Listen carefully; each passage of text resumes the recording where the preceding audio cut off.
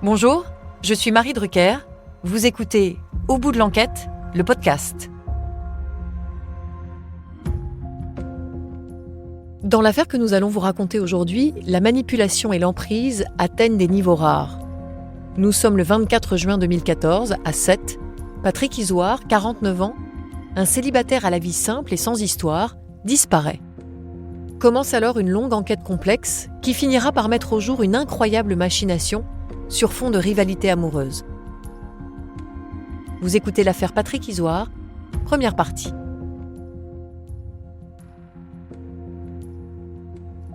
Un jour de 2014, Marc Isoard, ostréiculteur à Sète, reçoit un appel qui va changer sa vie. Son frère a disparu.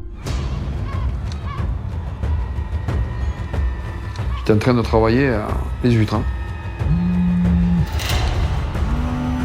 Ma mère m'appelle, me dit je suis inquiète, Patrick n'est pas rentré dormir, il n'a pas été au gala de la petite. Alors moi je lui dis comme ça, tiens, téléphone à l'hôpital pour voir s'il avait été travailler. Elle me dit oui, j'ai appelé à l'hôpital, j'ai eu son collègue qui lui a dit qu'il n'avait pas été travailler. Voilà. Là, à partir de là, je suis quand même inquiété. C'était pas dans ses habitudes, hein. Quand il découchait, il appelait. Le gala de la petite, il n'aurait pas manqué pour tout l'or du monde. Le travail, pareil, au travail, il n'a jamais eu d'absence, il n'a jamais eu de... Non, il n'aurait pas manqué une journée de boulot parce qu'il ne se serait pas levé ou non. Non, bien au contraire. De toute façon, en plus, il aimait ce qu'il faisait, il aimait les gens avec qui il était, donc non. Nelly Isoard, nièce de Patrick Isoard. Il était chauffeur-livreur à l'hôpital. Et il livrait toutes les maisons de retraite aux alentours de Sète. La veille, il avait un spectacle de danse où il devait aller voir sa fille. Donc, voilà, du moment où c'était sa fille, c'était sa priorité. Donc, il n'y avait aucune raison qu'il rate ce spectacle-là. Il s'était passé quelque chose. Après, quoi? On ne savait pas.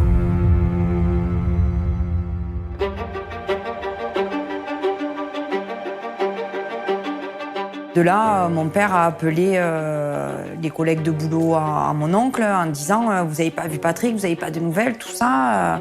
Et de fil en aiguille, il y en a un qui dit « Moi, je sais qu'hier, à 16h, il avait rendez-vous avec une fille, là, devant le cimetière. » Il en a parlé avec son collègue, il lui a fait écouter le message. Il lui dit « J'aimerais te revoir, il faudrait qu'on aille boire un café et tout. » Puis il a dit « Tu veux mon avis, elle veut autre chose qu'un café. » Nous, on l'a cherché de partout avec ses collègues.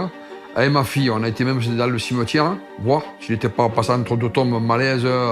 Voilà. Les heures passent, l'inquiétude monte. On prend la voiture quand on a un moment, et on sillonne Sète pour essayer soit de l'apercevoir, soit de le voir, soit de croiser quelqu'un qui le connaît. Mathieu Montfort, avocat de la fille de Patrick Isoard. On est dans cette situation-là. Son collègue, il m'a appelé. Il m'a dit, tu devrais venir au cimetière, là, on a trouvé le scooter, je pense que c'est le scooter à ton frère. Alors j'ai dit, j'arrive. Je le connaissais, mais je ne me rappelais pas la matriculation. Et comme je savais que c'était Olivier qui l'avait vendu, j'ai appelé Olivier. Donc je vais voir, effectivement, quand j'arrive, c'est bien son scooter qu'on trouve devant le cimetière. Olivier Brive, ami de Patrick Isoard. Donc là, il essaye de l'ouvrir. C'est les collègues de l'hôpital à mon frère là, qui l'ont avec un tournevis, ils sont arrivés à l'ouvrir. On a trouvé son paquet de cigarettes, le casque, le blouson, le téléphone. S'il était parti pour un moment, il aurait pris ses cigarettes, il aurait pris le blouson, il aurait pris je sais pas. Et là, moi, j'ai regardé un peu le portable. Marc parcourt les derniers numéros et tombe sur le numéro d'une Audrey et il l'appelle. J'ai dit, c'est toi qui as eu rendez-vous avec mon frère? Elle m'a dit, oui. J'ai dit, qu'est-ce que vous avez fait? Elle m'a dit, on est resté devant le cimetière. On a discuté un moment et on est partis chacun d'un côté. Marc la croit sur parole et raccroche et continue ses investigations. Il appelle un peu tout le monde et tout le monde se met à le chercher.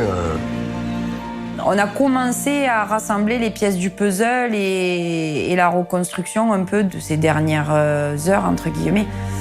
Le lendemain, on fait des affiches, on les placarde un peu partout sur les sites de l'hôpital de Sète. On relaie ça sur les réseaux sociaux, sur Facebook, et ça tourne en boucle. Delphine D'Amato, amie de Patrick Isoire. Enfin, on le cherche, on se demande où il est. Je vais au commissariat, je crois que c'est le mercredi. Mais je leur dis que mon frère, depuis lundi, on n'a pas de nouvelles. Je leur ai donné tous les éléments que j'avais. Et que voilà, on a trouvé son scooter devant le cimetière, qu'il avait rendez-vous avec telle fille. On a dit, bon, on va faire l'enquête, on va faire des recherches.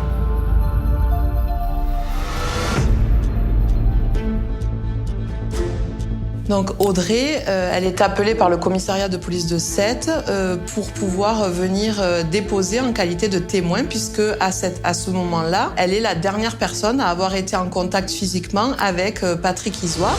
Eva Fournier, avocate d'Audrey Louvet.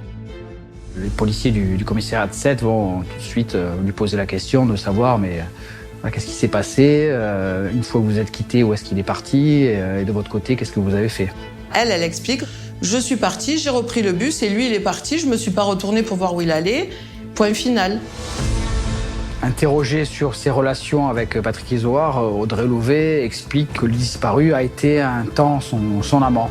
Et ça, c'était aux alentours de 2006-2008, donc ça remontait quand même à un certain temps. Ils se sont rencontrés au bar par le plus pur des hasards, comme se serait rencontré n'importe qui.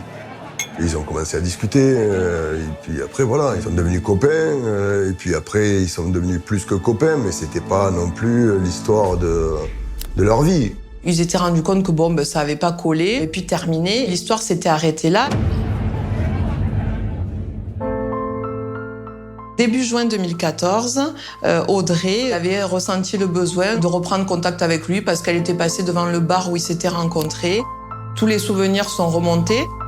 Elle explique qu'elle a retrouvé dans des vieux papiers le numéro de Patrick Isoire, qu'elle avait repris contact avec lui en lui disant tu te souviens de moi, j'ai pensé à toi, j'aimerais bien qu'on se revoie si t'es d'accord.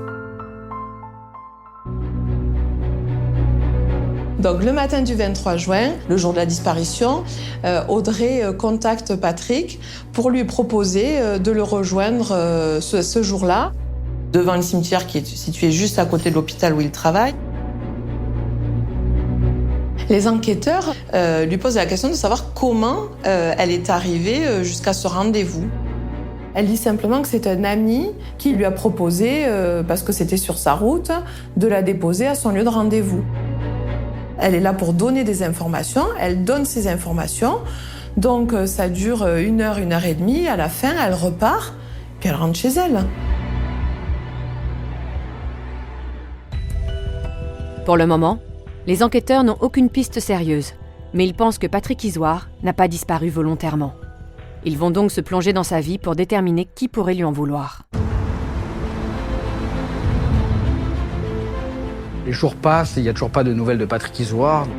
Donc les policiers s'intéressent à sa vie, savoir qui est-ce qu'il fréquente, savoir quelles sont ses relations dans Sète, savoir s'il a eu des soucis avec la justice, savoir si les personnes pouvaient lui en vouloir. Ils vont au fur et à mesure se lancer dans une méticuleuse enquête de personnalité pour savoir qui est Patrick Isoire.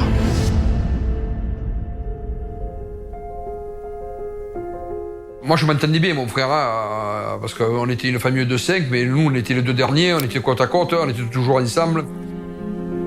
Je l'avais toujours avec moi. Il avait 5 ans de moins que moi. Je connais Patrick depuis toujours. C'est un ami de la famille, puis avec mon troquet. Donc il était client et en même temps copain. C'était un gars à qui on pouvait faire confiance, avec qui on avait envie de passer des soirées parce qu'il était sympathique, il était rigolo. Un copain comme tout le monde aimerait en avoir un, quoi. Il a rencontré sa femme en fait à l'hôpital et elle lui a apporté, je pense, un équilibre qu'il cherchait. Et Alabama, c'est la cerise sur le gâteau. C'est l'enfant qu'il a toujours voulu avoir. Mais pas avant, parce qu'avant, il n'était pas prêt du tout. c'est certain. Il s'est dit, j'ai tout fait avant, là aujourd'hui, il n'y aura que elle, quoi. Et c'est ce qui s'est passé.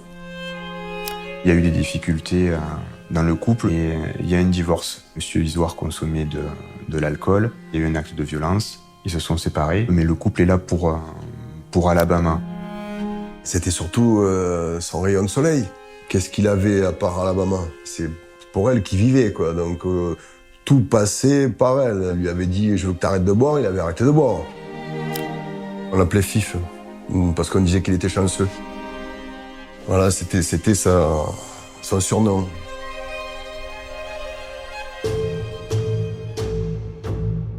Au départ de l'enquête, les policiers n'excluent rien, puisqu'ils ont finalement très peu d'indices, si ce n'est ce scooter, ce téléphone.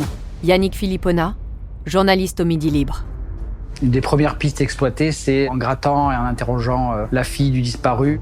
L'état d'esprit d'Alabama au moment où elle a entendu, c'est celui d'une enfant de 12 ans qui n'a pas son père et qui se rappelle les dernières heures, les derniers jours. Sa fille se souvient de cette discussion relative à une dette d'argent, une bêtise qu'il aurait faite.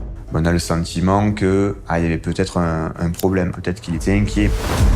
Tout va être interprété comme étant une source possible d'explication à sa disparition. Jean-Marc Darrigade, avocat de la famille Isoire. En réalité, c'est juste l'angoisse des proches qui va générer des pistes, mais elles sont très vite des impasses au niveau policier.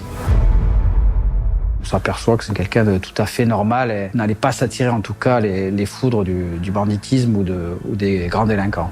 Patrick était absolument pas dans des histoires louches. Il avait son salaire de l'hôpital, il habitait chez sa mère, il payait pas de loyer. Il n'avait pas de voiture, il avait un scooter, il n'avait absolument pas de problème d'argent. C'était pas quelqu'un qui trafiquait de la drogue, qui magouillait à droite à gauche. Disparaître comme ça, c'était pas possible. Une fois qu'on aura épuisé tous les mobiles possibles pour qu'ils prennent la fuite pour quelque raison que ce soit, il va rester que des inquiétudes criminelles. J'ai dit, pour moi, il est mort, sinon il serait revenu déjà.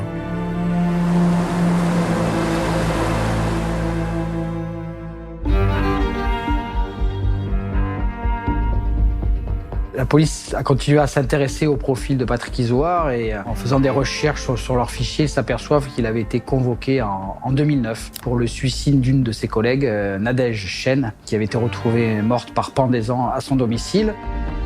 Et les enquêteurs vont faire tilt en se disant « mais Nadège Chen, épouse de Rémi Chen, ça nous parle, et pour cause ». C'est le fameux ami qui a amené Audrey Louvet jusqu'au point de rendez-vous avec Patrick Isoire le 23 juin 2014 à la sortie de son travail. Et dans le cadre de cette enquête qui a été menée après le décès de Nadège, Rémi Chen avait été entendu et avait expliqué que son épouse était sortie la veille avec des collègues de travail. Luc Abrakiewicz, avocat de Rémi Chen. Elle était rentrée, pas très bien, perturbée. Il décrit une femme totalement désorientée. Elle a bu alors qu'elle ne boit jamais. Elle sait qu'il s'est passé quelque chose. Elle aurait eu une relation extra-conjugale avec un collègue de travail dont il donne le prénom, Patrick, et expliquer que sa femme aurait été particulièrement perturbée d'avoir trompé son mari et que son geste suicidaire serait lié à ce mal-être. Nadège, avant de mourir, se serait confiée à Rémi pour dire qu'on avait abusé d'elle. Patrick Isoire se serait mal comporté et aurait obtenu ses faveurs sexuelles un peu sous la contrainte. Donc elle n'est pas bien du tout et elle reste couchée toute la journée et dans la nuit, il va découvrir le corps de son épouse pendu dans le garage. Patrick Isoire avait été convoqué à l'époque pour s'expliquer. Il va lui décrire non pas un comportement un peu de goujat pour obtenir des faveurs sexuelles d'un soir, mais il commence à décrire une relation qui s'est installée depuis plusieurs semaines, voire plusieurs mois. Depuis environ 5 ou 6 mois, on s'est mis à se téléphoner. Il ne se passait rien de physique, mais notre attirance l'un pour l'autre allait crescendo. Il va décrire cet amour naissant qui s'est concrétisé ce soir-là de juillet 2009 à la plage. Lorsque nous nous embrassions, j'étais comme submergé de sentiments. Nous nous sommes séparés au petit matin, elle semblait amoureuse et moi aussi je l'étais. Cette situation, elle est confirmée par les personnes qui étaient présentes à la soirée. On est loin de la théorie de M. Chen, comme quoi elle aurait été violée, droguée, etc., puisque aucun élément en ce sens n'est apparu dans le dossier. Il n'y a pas du tout de poursuite ou en tout cas de soupçon qui pèse alors contre Patrick Isoire en 2009. L'affaire est d'ailleurs rapidement classée. Je savais qu'il avait eu cette aventure et je savais que ça l'avait affecté quand même. Ça, je le savais, c'est pour ça que je voulais pas y en parler. Je pense qu'il a dû tellement culpabiliser et il a peut-être pas voulu salir sa mémoire, donc en parler, non, on n'a rien su de tout ça, quoi. C'est pas anodin de se dire, on a eu le suicide d'une personne il y a 5 ans, un mari qui accusait Patrick Isoire. À partir de là, les policiers s'interrogent. On est à ce moment-là dans la coïncidence trop étrange pour pas faire les vérifications, mais très rapidement, on se dit que cette affaire de suicide, ça pourrait être un mobile. Là va être saisi donc le SRPJ, le service régional de police judiciaire. Ce sont des enquêteurs qui, eux, disposent des moyens à la fois humains, techniques pour remonter le fil d'enquête judiciaire. Et on leur confie principalement les affaires les plus sérieuses, les plus graves, les plus complexes. Et donc, à partir de là, les enquêteurs vont essayer de chercher un petit peu plus pour savoir si cette coïncidence, qui n'a pas l'air d'en être une, est corroborée par d'autres éléments de l'enquête. Eva Fournier, avocate d'Audrey Louvet. Rémi Chesne, au tout début de l'enquête, c'est simple. C'est un bon père de famille, veuf, qui a élevé sa fille, qui lui a donné tout l'amour dont elle avait besoin pour compenser certainement la disparition de sa maman. Rémi Chesne est coiffeur à domicile. Alors, il va à la fois aller chez les particuliers, mais aussi se déplacer dans des EHPAD ou dans les hôpitaux pour aller coiffer les dames et les messieurs avec sa petite camionnette. Les investigations vont permettre de se rendre compte qu'au moment du décès de son épouse, Rémi Chesne avait nourri quand même une forme de colère à l'endroit de Patrick Isoire et qu'il l'avait manifesté publiquement. Ils ont pu se croiser dans une maison de retraite où Patrick Isoire effectuait des livraisons et où Rémi Chesne, lui, s'occupait de la coiffure des résidents. Et Rémi, je pense qu'il aimait bien crier sur tous les toits que Patrick était l'amant de sa femme et que c'était pour ça qu'elle s'était suicidée, un peu pour le faire culpabiliser aussi. Il y a au moins 2 personnes qui attestent que le coiffeur a pu menacer Patrick Isoire. Je sais qu'il y avait eu un incident une fois au Pergolina. Une ancienne copine à mon frère, il lui avait dit chaque fois que je le croise, le coiffeur, il disait « Toi, un jour, je t'aurai ». C'est pas sûr que Rémi Chesne ne faisait peur à Patrick, mais bon, voilà, c'était des menaces et qui commençaient à le peser un peu, quoi. Enfin, pendant toutes ces années, M. Isoire n'a jamais déposé plainte pour des menaces. Rémi Chesne n'a jamais fait de scandale. Il n'y a pas eu de bagarre. Il n'y a rien. Et à 7, ça devient ça.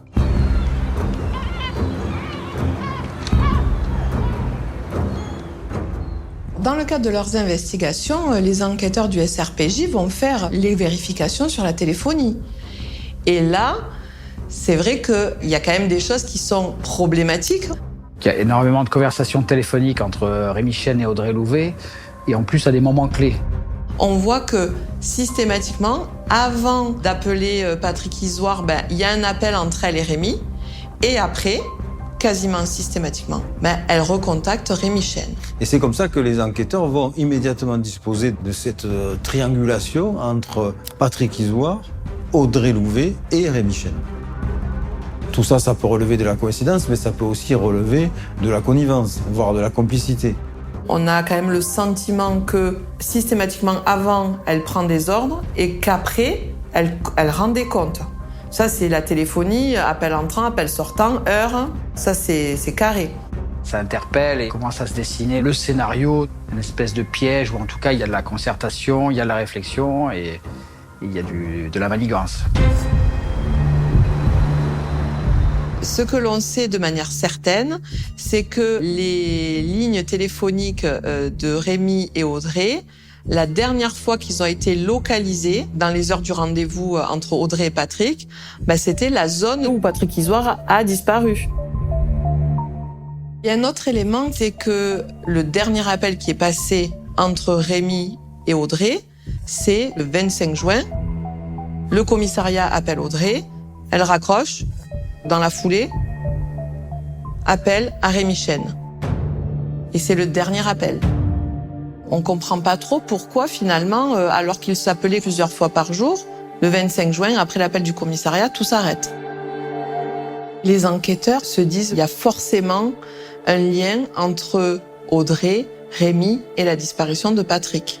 Pour la police judiciaire, le mobile, c'est la mort de Nadège, la souffrance d'un homme, une colère, une rumination et puis un passage à l'acte des années après.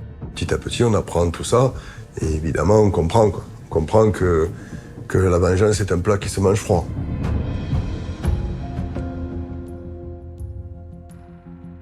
Avec ces éléments, les policiers pensent tenir leurs suspects, Audrey Louvet et Rémi Chesne.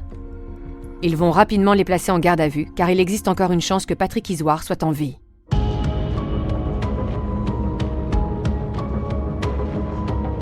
Le 7 juillet 2014, Audrey Louvet et Rémi Chesne sont placés en garde à vue. On est 15 jours après la disparition de Patrick Isoard. Il y a quand même une certaine forme d'urgence. On ne sait pas s'il est encore en vie, est-ce qu'il est séquestré, est-ce qu'il est retenu, ou est-ce que malheureusement pour lui c'est déjà trop tard. On est face à des gens dont on se dit, placés en garde à vue, s'ils ont quelque chose à voir avec la disparition de cet homme, forcément ils vont cracher le morceau. Audrey n'a pas le profil d'une femme qui va organiser un enlèvement dans des conditions complètement mafieuses. Quand je la rencontre, elle a 33 ans, elle a 2 enfants, elle a eu une enfance pas facile. Il y avait de la violence, il y avait des histoires d'abus sexuels et elle a essayé de construire sa propre existence avec les peu de ressources qu'elle avait. Elle a toujours vécu soit des minima sociaux, soit des petits boulots au black qu'elle arrivait à faire chez les papis-mamies pour leur faire les repas, le ménage, etc. Mère célibataire, un peu perdue, mais gentille. Moi, elle venait au bar, elle prenait des cigarettes. Banal, quoi. Audrey Louvet n'en démord pas en garde à vue. Elle répète ce qu'elle avait déjà pu dire au lendemain de la disparition de Patrick Isoard. Elle répète en boucle qu'elle a eu rendez-vous, qu'elle l'a laissé, qu'après elle ne sait pas ce qui est arrivé. Mais très rapidement, l'enquêteur qui est en charge d'Audrey, il est convaincu qu'elle a à voir dans la disparition de Patrick Isoard. Donc oui, il lui met la pression en lui disant maintenant il faut dire la vérité, arrête de me prendre pour un imbécile, forcément. Bon, c'est le jeu de la garde à vue. Ce qu'explique Audrey sur sa relation avec Rémi Chesne, c'est que elle l'a rencontré en 2012, qu'ils ont sympathisé, puis qu'ils sont devenus amis. Pour elle, il est inconcevable qu'il ait à voir avec la disparition de Patrick Isoard. Rémi, je l'ai rencontré sur mon lieu de travail, au Pergoline. C'était un monsieur discret, un peu passe-partout, qu'on n'entendait pas trop. Delphine D'Amato, amie de Patrick Isoard. Un peu monsieur tout le monde. Un homme quelconque. Lorsque Rémi Chesne va être entendu par les enquêteurs, il répond à toutes les questions, il n'est pas mis en difficulté par les enquêteurs. Rémi Chesne explique tout naturellement que ce jour-là, par hasard, il a aperçu Audrey Louvet qui attendait le bus. Comme lui allait un peu dans le même quartier qu'elle, il lui a proposé de l'avancer. Il l'a laissé près du cimetière et il n'y a pas de mystère, il est absolument étranger à cette affaire. Interrogé sur ses relations avec Patrick Isoard, puisqu'il l'avait indirectement accusé d'être responsable du suicide de sa femme il y a 5 ans déjà. Rémi Chesne lui dit non, pas du tout, j'ai refait ma vie, j'ai une compagne, du temps a passé et voilà, j'ai aucune raison d'en vouloir à Patrick Isoard. Il se défend, il verbalise et surtout, il explique effectivement qu'il a eu de la rancœur, un peu de colère, un peu d'humiliation, mais que depuis il est passé à autre chose. Les policiers qui pensaient pouvoir résoudre l'affaire assez rapidement s'aperçoivent qu'ils se heurtent à des rocs, à des gens qui ont la même version, qui n'y sont pour rien. On arrive au bout de la garde à vue et en fait, ni lui ni elle n'avouent quoi que ce soit. Et donc finalement, il les relâche au bout de 46 heures. Les enquêteurs sont convaincus qu'à l'issue de la garde à vue, malgré les dénégations, ils sont en présence de ceux qui sont responsables de la disparition de Patrick Isoard. Et ils vont les mettre sur surveillance physique, ils vont les mettre sous surveillance téléphonique, ils vont tout surveiller. En fait, ils attendent le faux pas, ils attendent l'élément qui permettra de les confondre définitivement.